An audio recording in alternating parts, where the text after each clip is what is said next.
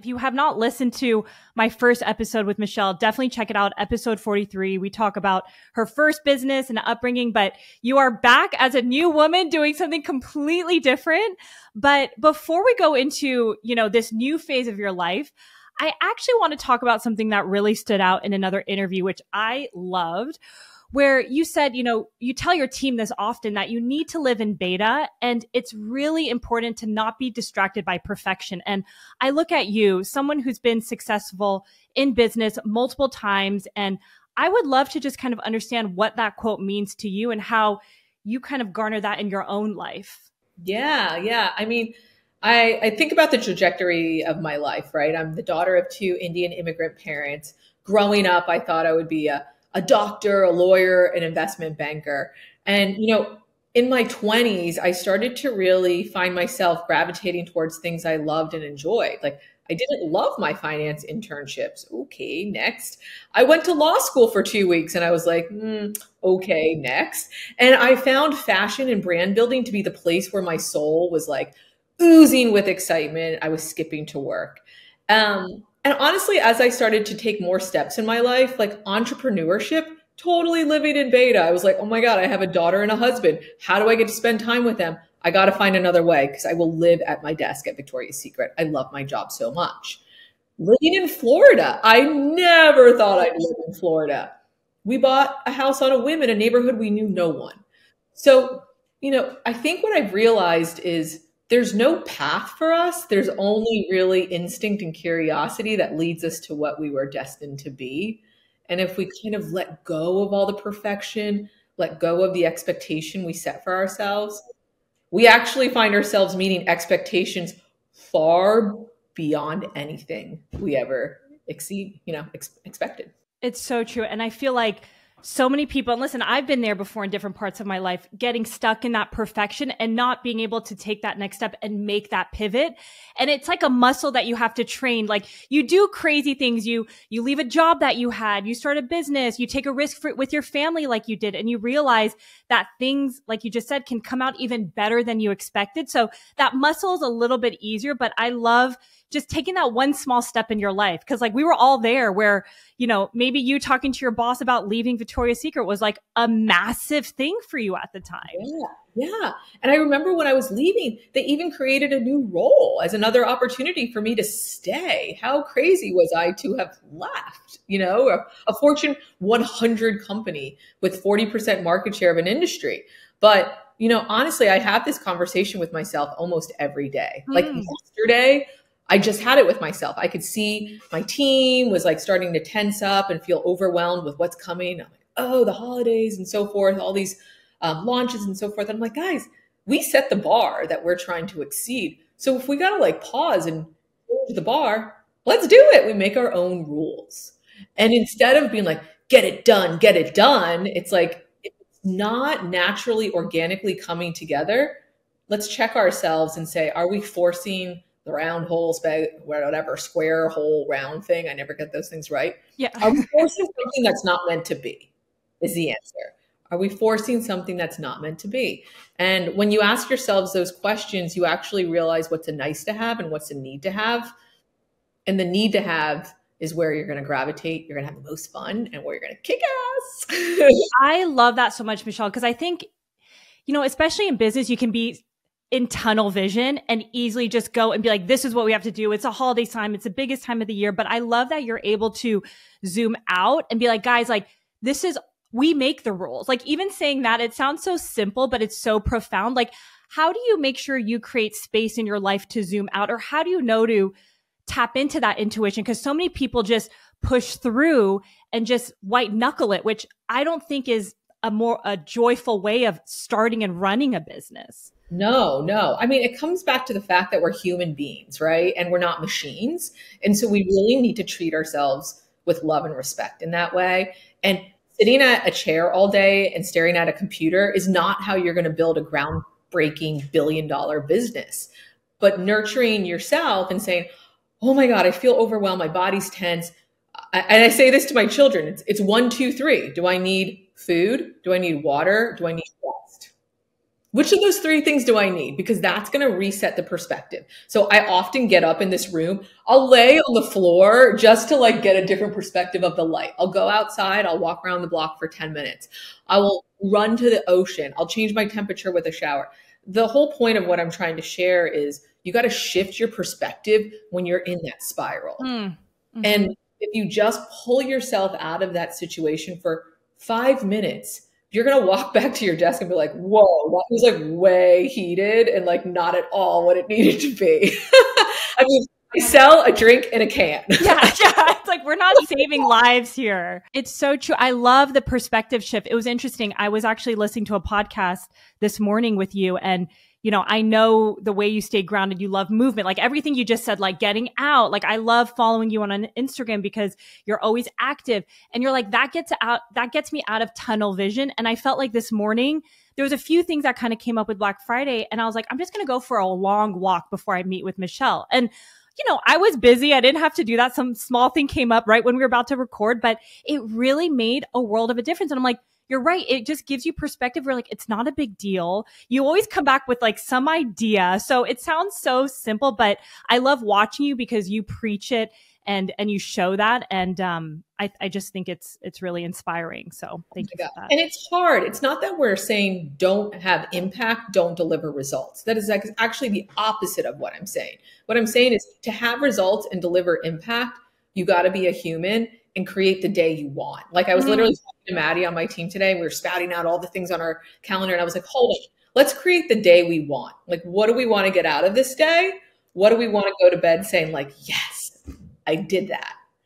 And honestly, for Gorgie, when we started doing that, I would say about a year after we entered the shelf, we looked at ourselves and we're like, oh my gosh, like we need to change this, this, and this and create the day, quote unquote, that we want, do the brand the way that we want. And that's how we're having, 5, 6x results on year over year. There's so many questions I have here. When you're saying the day that you want, is it from how you design your day as a human and also what we focus on as a business? Because like you said, there's so much that you could do and it's like really focusing on the priority. So what does that look like when you're chatting with Maddie and you're like, let's create the day that we want? Because I really do believe it does move the needle. And like you said, it's the day that you want in terms of mindset. You could go into the day and you could view your calendar as a list of problems and obstacles and uphill battles. Or you could look at your calendar and say, I'm going to move this, this, and this, spend 2 hours on this instead of 4 half hours on this, and solve puzzles and clear your mind to make this launch even bigger and actually spend time with data that I love. Like data is like a warm hug for me to re-inspire myself on what the company is actually doing and saying. And like when I go into the data, it's like reading a book. It's like, whoa, this is actually what's happening in this chapter. Like, I didn't know that. That's so cool. And that's telling me all the things that I need to change about the rest of the week. Yeah, it's so true. Yeah. I mean, I guess the answer is like the day that you want is the day that's going to create the most results in your mind, right? Like you go to work, you don't go to work obviously to create, wealth and a stability for your family. Yes, of course, that's why you do it. But the ultimate is to be able to go to work and come home with a smile. And that is coming from results and like what you delivered. Yay! Yes, it's so true. And it's definitely something you need to practice because I realized, I was in finance. I would just sit at my desk for 12 hours plus. And that was what I was used to. And when I started BIA, I was like, oh, no. Yes, it helps maybe to get the product off the ground. I mean, but you will go crazy if you're literally sitting there. And it's so easy as an entrepreneur, right? The to-do list is endless.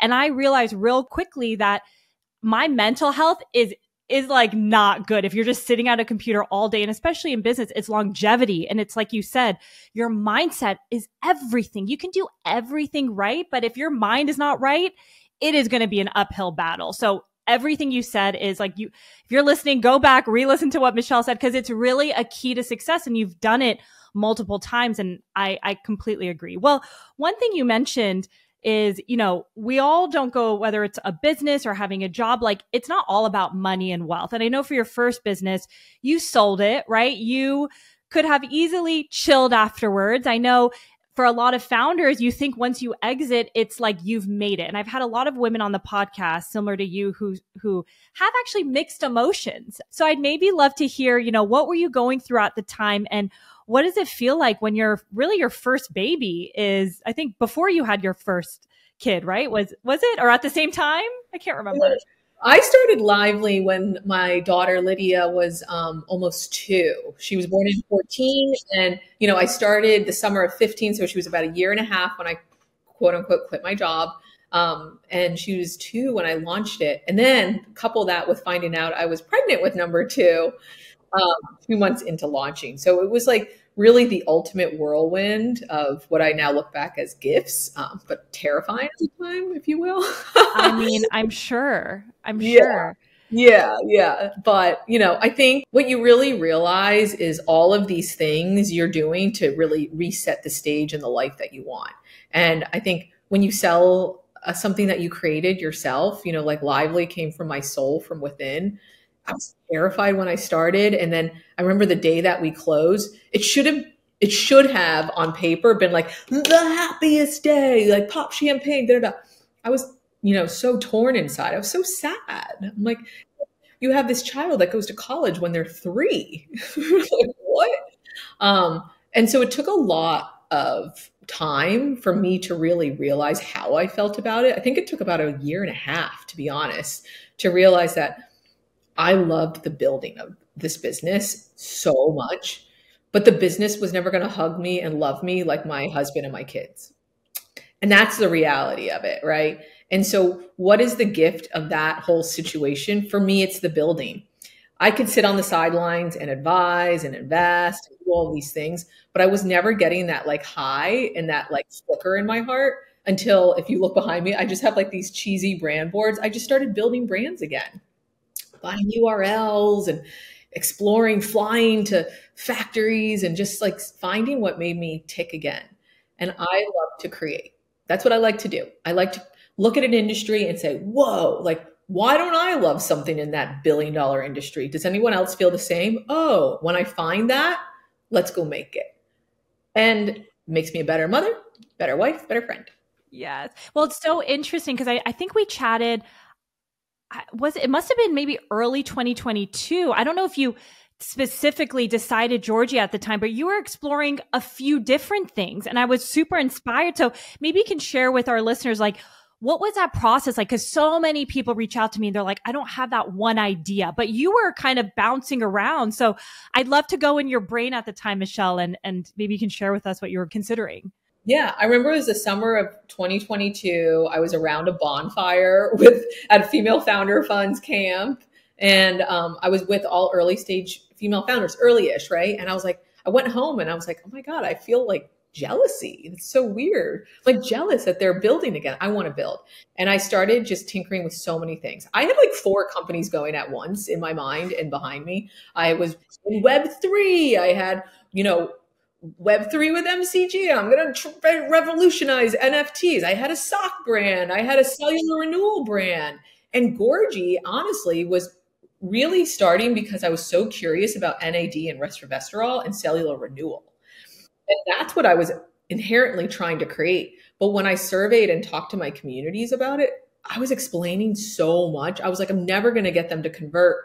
There's just too much information for me to share to make this $1 billion brand. Of course, I was like, going to be $1 billion. So then I kept tinkering and asking them. I was like, what if it was my 6 supplements a day? Can we make that a candy? They're like, love that idea. Want to drink it. And I was like, what if we made these candies, these supplements, a powder? Then you could drink it. They're like, no, needs to be ready to drink. And then I moved to Florida and then I saw energy drinks. And then it was like, oh my gosh, why don't I drink these? Everybody drinks them. That's so weird. And you see these new brands, they're $10 billion market caps, yet they still can't be sold in Whole Foods. And so all these questions, and you take those questions and then you ask other people and they're like, weird, crazy. Yeah, same. It came to a head Labor Day weekend. I said, energy meets wellness. And it was August and we were asking more and more people about this, pivoting from supplements to energy. And it was energy, energy, energy.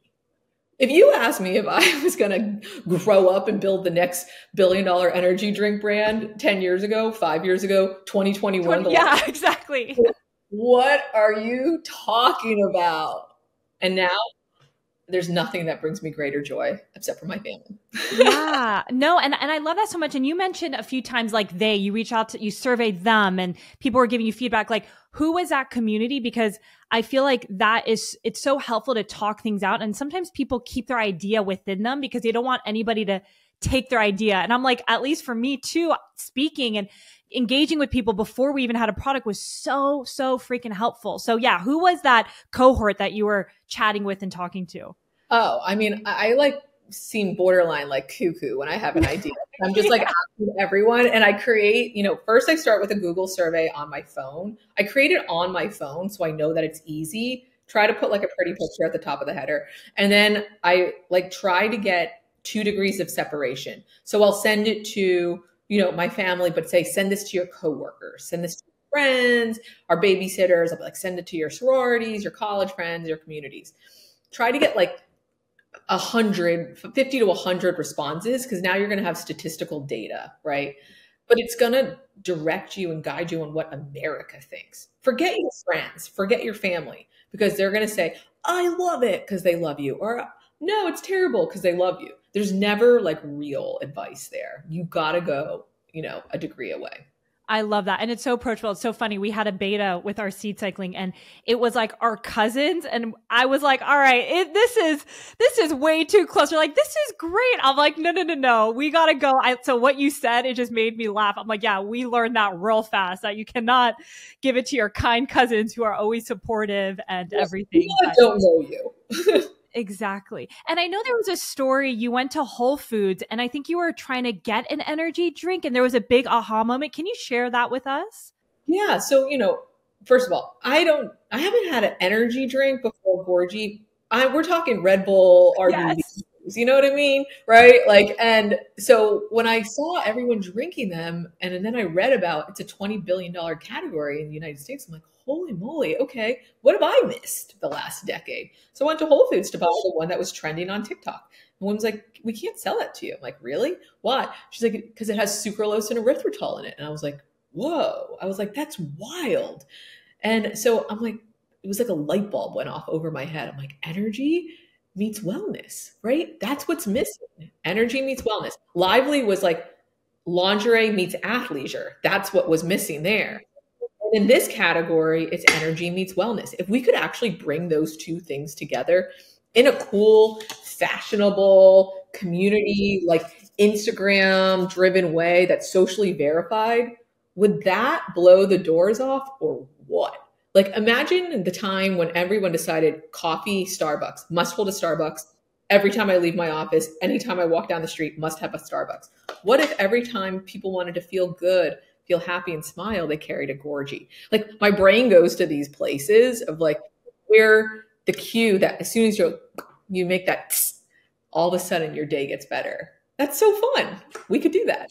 I literally have goosebumps. I'm like, yes.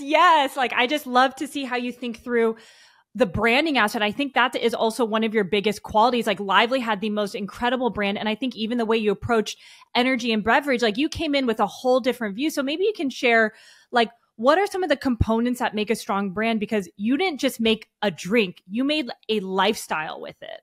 Totally. Yeah, I know. And we were coming into a category, first of all, I was so lucky that I had met Jason Cohen, right? And, as a female founder, I always tell people like, I'm super lucky that I had male mentors and friends and advisors and strategic supports, because frankly, they run the industry and they have been the success stories in the industry. And so he like really showed me like who was winning and why. And then I live by the 80-20 rule. I'm like, okay, so 80% of the time I'm going to think about how they do it. And then 20% of the time I'm going to flip it on its head.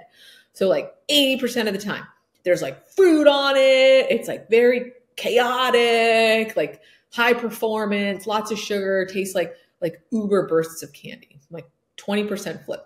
What if I made the can like cute enough to post and cool enough to be on it? And I remember we were designing it, our brand, and graphic teams were like, Michelle, you can't put people on the can. I was like, yes, we can. And it was like weeks back and forth. And then finally I drew some like terrible thing on a napkin and I was like, make it look like this. And they were like, wow, okay. Right. So different. And Lively was the same thing. It was like we cut a yoga pant waistband off and stapled it to a lace bralette. Like we visually were like, make it like this. So the process is you don't want to go too far from where the legacy brands are in that you alienate the industry and what consumers already know, right? So we're not like a caffeinated water, a sparkling ashwagandha. Like we're not that. We're an energy drink. But we're an energy drink that's better for you in terms of no sugar, no erythritol, no sucralose, with B vitamins, with L-theanine. We're green on the Yuka app. That's what I said. Whole Foods, green on the Yuka app. Like 63, like Air One water. Yeah. That's huge. And, you know, you mentioned, I believe his name was Jason Cohen, your mentor, because I was just kind of looking at, you know, Lively in this business. You've been the solo founder. You know, that's not, it's interesting because I was very hesitant to start my business by myself. And I, you know, ended up partnering with my sister-in-law. But it takes guts to be a founder. And how have you, a solo founder, excuse me, how have you kind of built that team around you or confidence? Because going into beverage, right, is tough and a completely different industry. So how have you felt comfortable kind of going in this new territory? Totally. I mean, with Lively, I was super lucky that, you know, Yossi Nasser, he was like the greatest manufacturer with an intimate apparel and also became my greatest, you know, investor and advisor and now a dear friend. And, you know, I was surrounded by, you know, Hans from GGV Capital, now notable, and Harvey Sanders created Nautica. Like, think about all these pillars that these guys were a part of and what they did. And now they're helping me. Wow. So I took that same thesis and said, okay, I'm going to do that in this industry. Who are the people that have created the wow in this space? Jason Cohen behind Veggie Straw, Skinny Pop, Core Water, Owen. You know, I met the guys from Body Armor that became like great friends of mine, like just sold and built a company for billions of dollars. Right. And I guess I should have more like, I don't know what it is inside of me, but I'm not scared. I just go up to people and talk to them. I'm like, I'm so excited. I'm creating the next energy drink. And they're like, who the hell is this girl? It's the best. Your energy is amazing, Michelle. It like exudes just awesomeness. So, you know, and I think I've just been fortunate that the universe and God have like said yes to my curiosities and surrounded me with the right people. And I think the greatest advice I could give any founder is surround yourself with people that make you comfortable and to the point where you're going to share the good and the bad. Because if you take on investors, co-founders, you know, whatever it is, and you're not comfortable with them, let me tell you, when things get really ugly, because they do during a startup, you're just not going to be able to persevere in a way that feels native to you. And so I think my gift is I've been surrounded by amazing people, truly. And I will say also, though, you have been, but you put in the work. Like people are always like, well, how do I build a network? And it's like, it's relationship building. Like, I think it comes naturally to you and I love it too. Like I love connecting with people, but you know, it's genuine curiosity of someone else. It's you being in touch. So I think your whole life, you've built these authentic relationships that you say you're lucky, but you've kind of built as well. You know, you're spot on because I'm actually, you know, an introverted extrovert. Like I am perceived as very outgoing, extrovert, etc. But to be honest, it takes a lot out of me when I do that. And I love to do it, but then I come home and I hide and like. Me too, Michelle. We're the same person sometimes. I'm like, how? Yeah. Sometimes I go to an event and I'm just like looking for the corner. I go to the bathroom to take a second. Hey, always. And so I've taught myself, honestly, I didn't teach myself this. Tony Robbins taught me this. You know, I was really lucky that I went on a founder trip with him in 2017 via Shopify. Thank you, Shopify. And he said, proximity is power. And he's like, you really need to know that proximity is power. And when you have the opportunity to meet people that have done it, that have exceeded, that can influence, seize the moment. So I rarely say no to an opportunity to meet people because frankly, it's just creating bridges and like little like warp zones to something that could have taken you years. It's so true. And even it's funny because even when I was working, I didn't have my business. Every job I got, and I pivoted a lot because I was trying to find like my why. I never applied for a job. It was me, meeting someone, asking questions. They're like, oh, we have this job. Like I straight up had 6, 7 jobs that I never applied to. And it was just purely through meeting people, like you said, and building those bridges. And sometimes it wasn't even intentional. It'd be like a year later, they'd be like, Yaz, I remember we chatted. Are you still interested in this? And I was like, oh, for sure. So you never know, right, where those roads leave. So you know what's funny? The jobs that I did apply to and interview for, I never got. Yes. Same. Even colleges. I got rejected to so many colleges. I'm like, how did I even make it? Like, I know. And I remember like crying and sobbing, like, I just wanted to work at Michael Kors so badly. And then I was like, wow, I just like really wasn't meant to do that.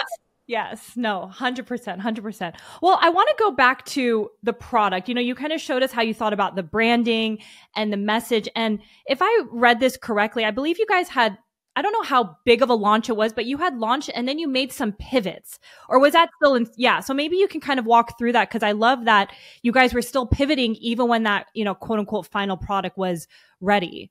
Totally. I mean, we were sampling this product in August, right? And then we were iterating to balance out, not having sugar, but tasting like refreshing and natural by using like organic and natural ingredients is really hard too, because you don't want it to taste bad. You want it to taste really delicious. And so we technically launched January 11th, 2023. It was like this epic moment.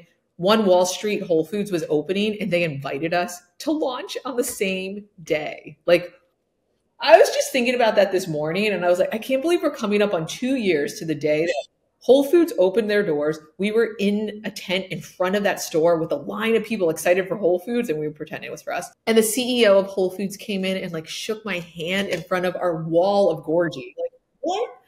That happened because one, we weren't shy. We went right to the industry. We're like, this is what it needs. The buyer, John Lawson, had a history with Jason and they came together and they're like, we believe in this. We're going to help you and launch this. But before that launch, we took it to Art Basel. So we didn't have our drink in a can until about December 1st. We're before launch, everybody. December 1st, take it to Art Basel in Miami. We're all hauling cases. Like we're girls new in beverage, right? You need ice. How do you get ice? Then we're hauling ice in our dresses. And we set up a bar at Surf Comer because it was the World of Women's like big launch and we're still in the NFT world, right? Sub 3. We put Gorgie out on a bar with big retractors and everyone's tasting it and drinking it. We go to dinner, we come back, everyone has it in their hands. And like, what is that? They're like, oh, it's a new energy drink. Look at the benefits and the health and everything. Wow, cool. We're like, whoa, do you like it? And from that sampling, what we heard was people liked it, but they were still tasting like too much caffeine and some bitterness. And we're like, oh, okay, interesting.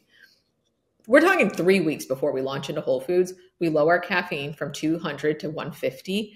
And it was like this magical combination where also the bitterness and the sweetness came into clicked. And we got that sample. We're like, oh my God, change the product. Change the product. You're talking like now we're That's a big deal. Were you nervous or was it more so? Yeah, we're like, what? We're going to do this? And I mean, thank God our VP of Ops, Amanda DeFeo, is like this unicorn that fell from the sky and was on our team by then. Look, we can do this. And our suppliers, incredible. We can do this. Everyone band together and we changed it. We changed the label, literally every piece of it we changed. Launched on January 11th. Ta-da! Oh my God. That's crazy. And listen, creating a cleaner product that tastes good with benefits is no joke. Like we're working on a new product and, it's taken a year, it's taken a year. We've probably gone through hundreds of samples, but to your point, you pivot one thing less and it could just be the magical combination. It's like you decrease the caffeine and then with the same sweetness, it's like, it's a whole other flavor. It's like so interesting to get that unlocking. Yeah. Amazing. And I would sample it everywhere we could. I would always have like the legacy brands in a cooler, or if you came to my house, I would like literally set up like plastic or paper shot cups and be like legacy brand, Gorgie, legacy brand, other Gorgie, and just blind taste people. And you learn so much. I would do that literally on the beaches in the Hamptons, outside restaurants. Like, how embarrassing for my children. But yes, try this, taste this. Do you like this? What do you think? Oh my God. I'm literally taking notes. I'm so inspired. Like literally, you're right. It's funny.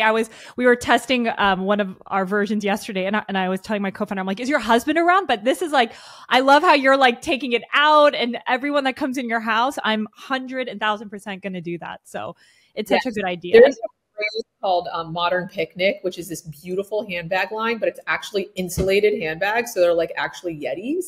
And I would carry that everywhere I went. I remember sampling on the corner in Philadelphia outside Expo East at like 11 p.m. Some guy's like, what are you working on? I was like, oh, here, try it.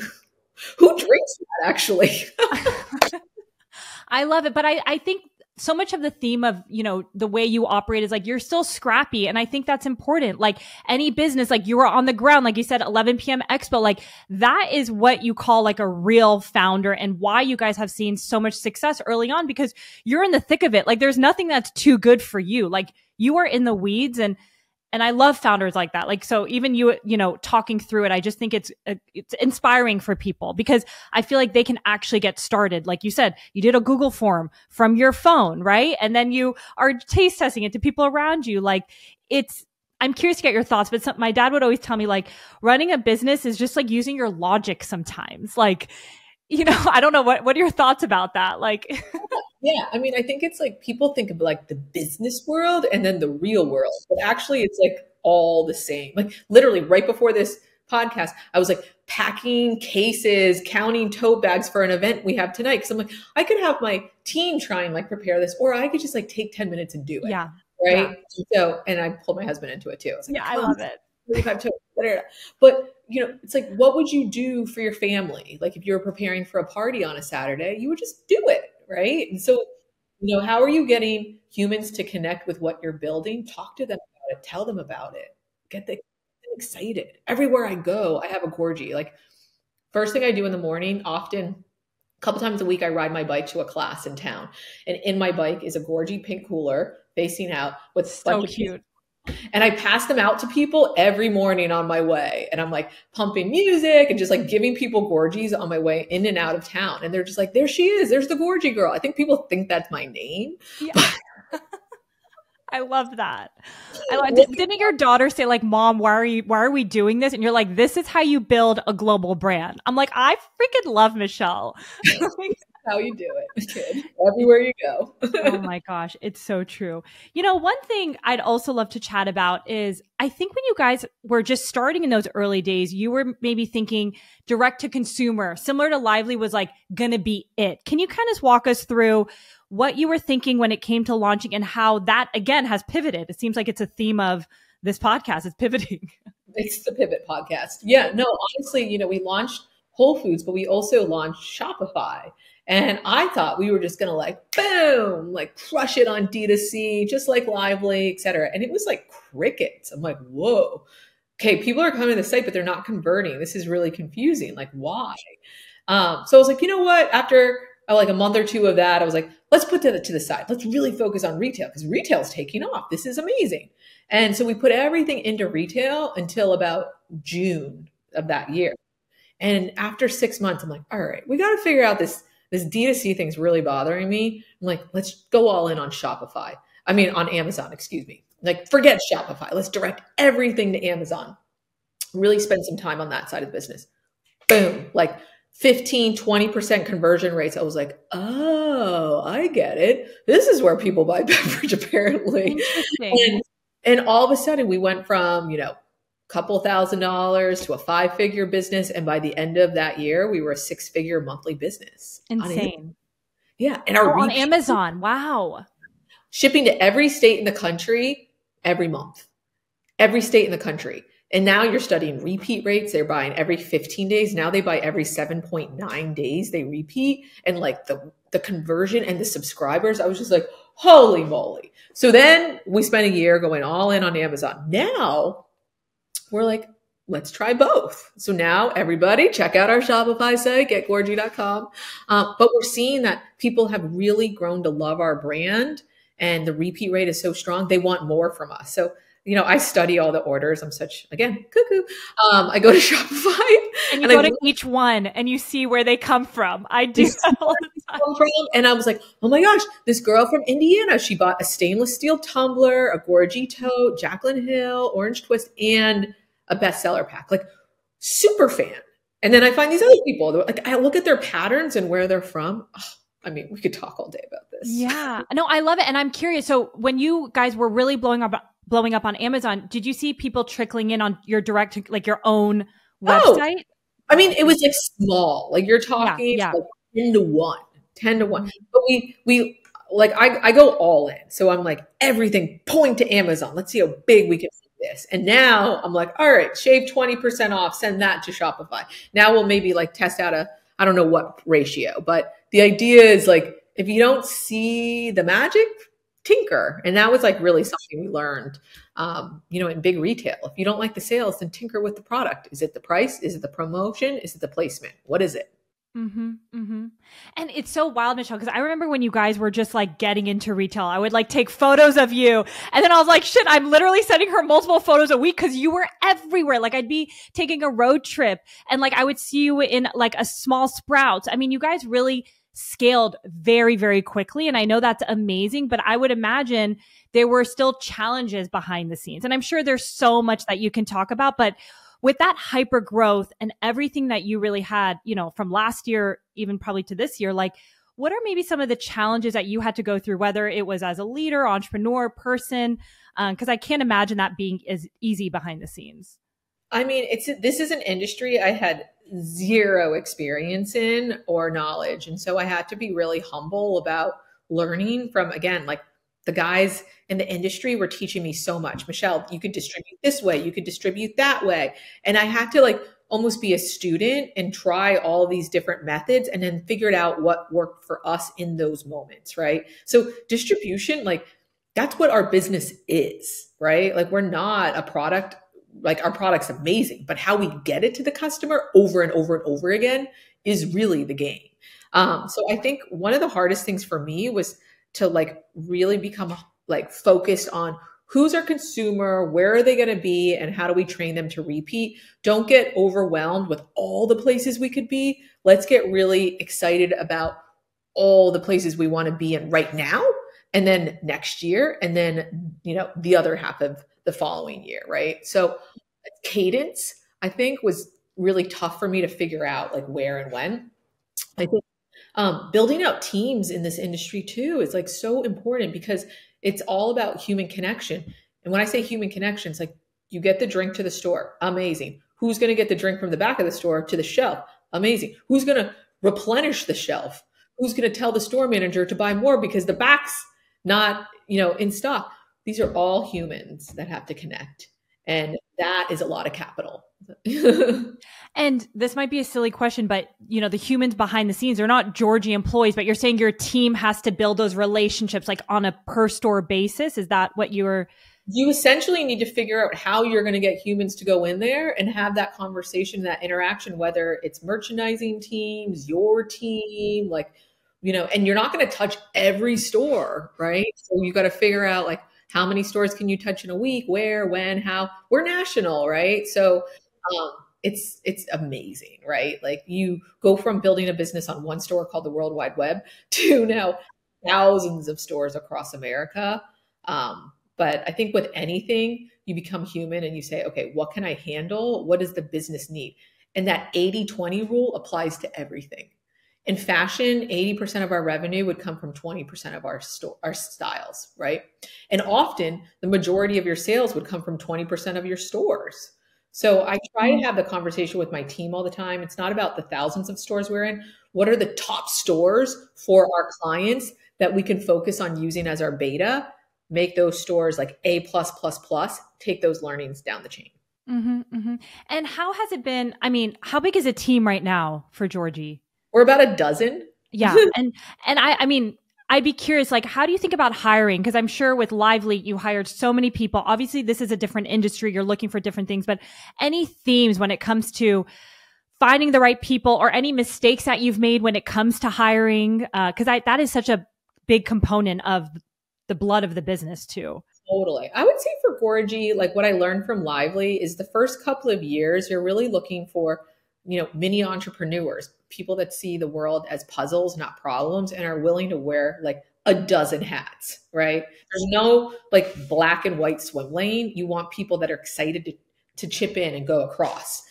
That's number one. Number two is I also, like Lively, leaned into supply chain and hiring experts in that space. So Amanda, our VP of Ops, comes from beverage and CPG. Kevin, our controller, comes from body armor, right? So like the back of the business, the foundation of the business is people that are 80% from the industry. The front of the business, the marketing and the narrative and the brand story are not. Maddie, tech, Google, Meta, right? Like our marketing team, I don't think anybody's from beverage. It's great. And, I'm always looking at the beauty space. Anybody in beauty, come call me. But I just love thinking about how do you build beverage like beauty, trial, inspiration, and people out there influencing and saying, that was amazing. You should do it too. Yes. I love what you said about hiring people. I mean, this is even a good reminder for myself is like who look at things as puzzles and not problems, because in business, whether you're the founder or you're working in a startup, it's like there's quote unquote problems everywhere.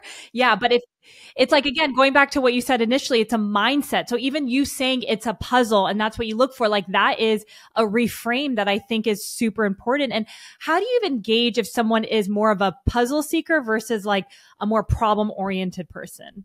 I always ask people, I'm like, what's the greatest project or thing that's happened in your life that you're just like, wow, I did that, right? And based on that story, you're going to be like, oh, okay, puzzles. And they're like, oh, problems.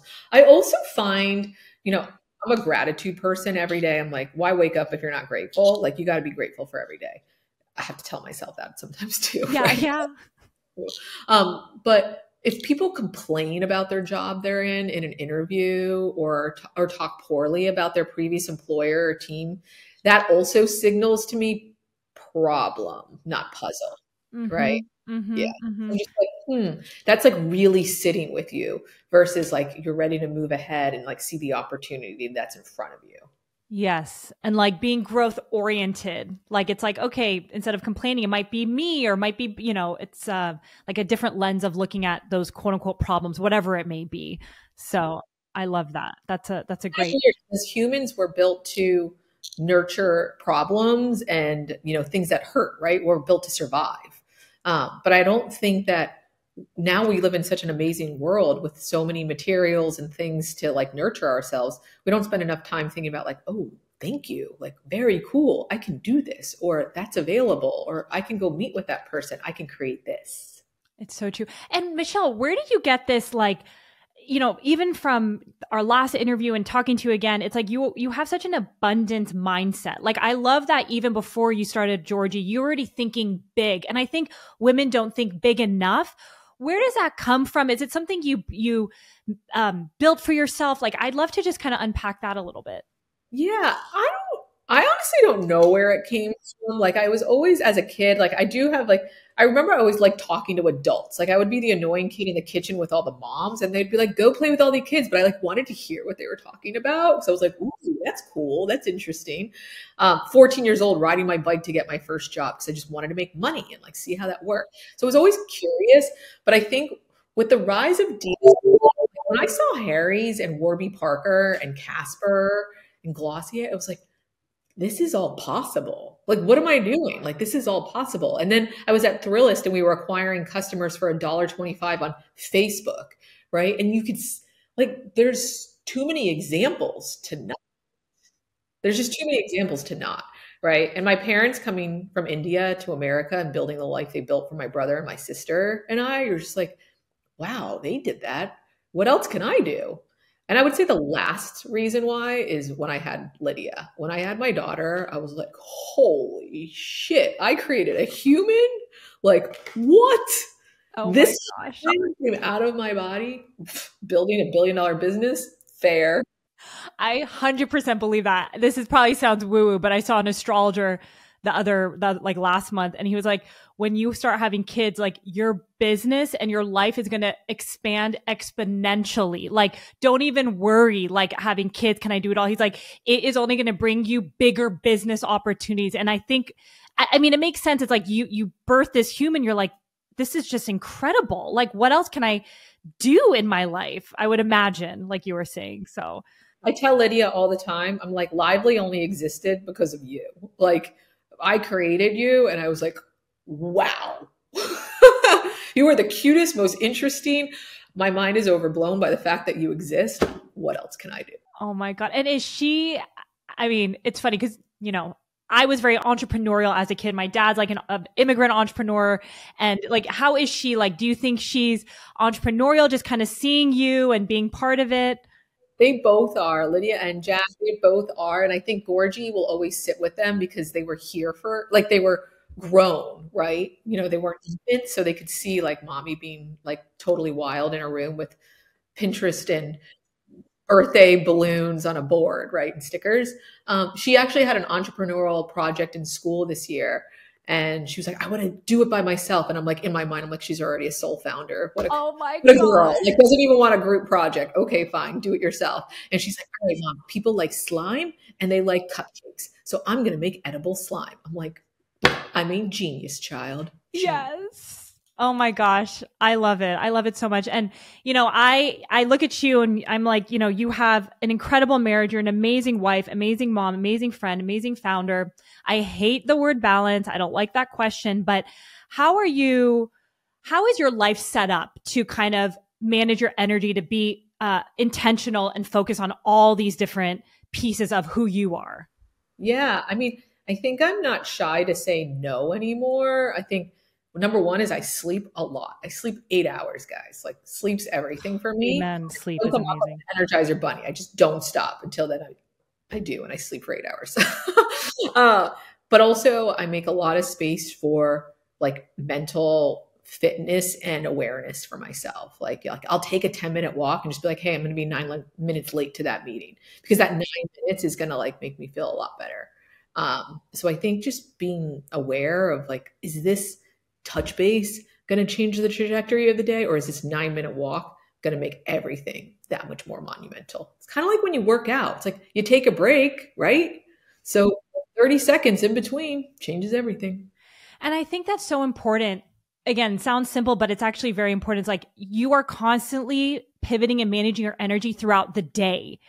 You know, and I think it sounds so simple, but it's a good, again, reminder for me, because you're right. Sometimes there'll be so many meetings on my calendar and I'm like, and I have this feeling of like, ugh, I don't want to do it. And it's like, wait, I can change I can create my life. I can take that 10-minute walk and be like, listen, I'm going to be 10 minutes late. Like, I love the focus of you have on yourself, that we're human beings, that you need to care for yourself, because the longevity of any business, like, you need to think this way or else it's just not fun. And like, I'm always like, I want to have fun. Like, I didn't leave my old corporate job to be back in a different confinement of my own business. And it's so easy to be there. You have to be like very intentional about it. Say that to yourself every day. It's like, I do this because I wanted a life of fulfillment. So how do I make this fulfilling? It's so true. It's so funny about sleep. I know we talked about sleep when we met too. Like, I am like, sleep is like, I need it. God forbid I don't get it. I'm just like not the same and not on fire. But I remember, you know, early on in the business, because I was so used to my old way of life, I'd wake up so early and it wasn't my natural being. And my husband's like, why are you doing that to yourself? It's not like you have a meeting at 7. Like, why don't you sleep till 7? Like, your natural tendency is to wake up around then. Like, don't fight against it. And when I finally listened to him, like a year later, I now wake up at 7, you know, and I just feel so much better. And I'm trying not to just go against my natural being. So I love how you think about that for your day to day. And it's like, how can you make sure you're living a fulfilling life and a rich life? And, you know, one thing you said in the middle of the interview, you're like, your business is not going to hug you and hold you. Like, you give so much to this thing and it gives it to you in a different way. But those relationships and friends and family that you've been talking about, like, it's so important to nurture that. So that's everything. And I always tell people, you know, Bobbi Brown, now with Jones Road, right? You see her crushing life. But she told me when I had a podcast, you know, 8 years ago, she goes, was like, you're so happily married and you have all of this. And she goes, because I always put my marriage first. She's like, you don't let your business go bankrupt. Why would you let that happen with the relationships that matter to you? And so like my husband always comes first, because if him and I are like this, then our family is like this, and then my business is like this. It's And so like, true. that's the cadence. I love that. I didn't know that about Bobby, and I just see her with her new business and it thriving, and I'm like, that's just amazing. It's like, building another business, no matter what age you are, and thriving. I love it. I'm inspired. So fun. So fun. This is hard, everybody. So you feel really good mentally, spiritually, and emotionally. 100%.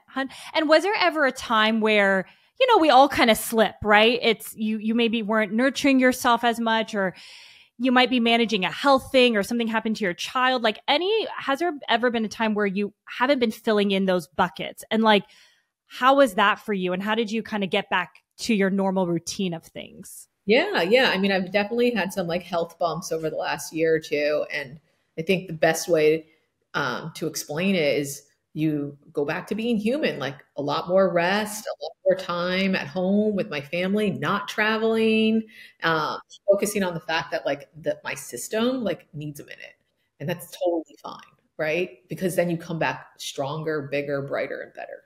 It's so true. And there's like different phases in your life too. Like, it's like this might be a phase where you're a little bit not slower, but you're home more, you're traveling less, or, like my co-founder had a baby. I mean, even though she was still, Bia is her other baby, she's still connected, but it's like slowing down doesn't mean like the business is slowing down at all. We had our biggest months, like even when so it's good reminder to know that there are seasons of life and how you build the business, and even for yourself. So I love Totally, that. totally. And I think being the micro founder, like I'm very OCD, but like this business, I let go of a lot. And with Lively, I didn't.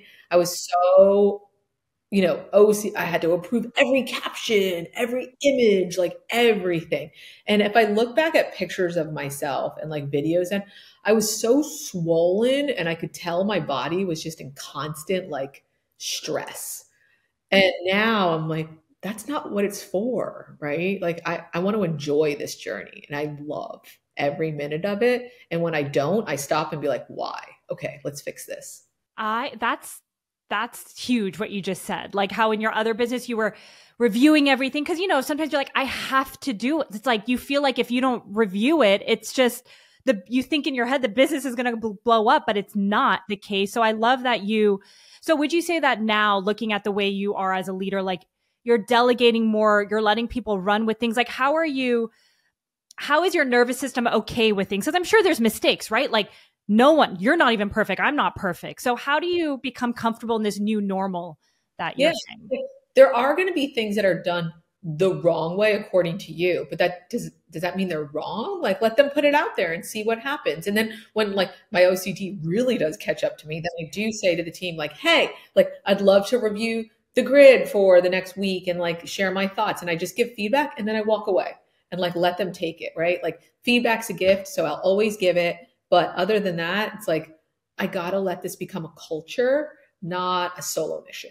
Yeah. And if you're hiring people who enjoy the process and puzzles, like you would hope that they also enjoy running with things and taking ownership to the level that you would want. Yeah. So, And you know what happens when you do let go? It just gets bigger and more beautiful, because you create things that you never even thought imaginable. Because now you're pulling out what's in their hands, because they're comfortable building and sharing the way that they would. And you're like, whoa, that's even better. yes, yes. And then you can focus on what you need to do, and you're not split across so many different things. So your mind can be really focused on the next important thing for yourself. So Yes, yes. Like I want to build the future of Gorgie. I'm not trying to build the past, and let the team build the present. yes, man, I'm so inspired, Michelle. I feel like I could talk to you for like hours. And, I'll just end on what is next for Gorgie. I don't know if you can share like what's getting you excited about anything that's kind of coming. Yeah, 2023 was like, does anybody care? And the answer was yes. 2024 was like, will they repeat? And our business went up, 400% on, 50% distribution growth. So you're like, that repeat number is like everything to me. Like, this is a part of people's lives now. 2025 is like, how do we bring surprise and delight with new influencer launches, new flavors, and other tricks while maintaining that growth? So it's like a little bit of a double dance coming for 2025, which I can't wait. I'm so excited, Michelle. Well, thank you for joining us. Always love talking to you. And this was so much fun. Thank you. Mwah! Such a gift. Thank you.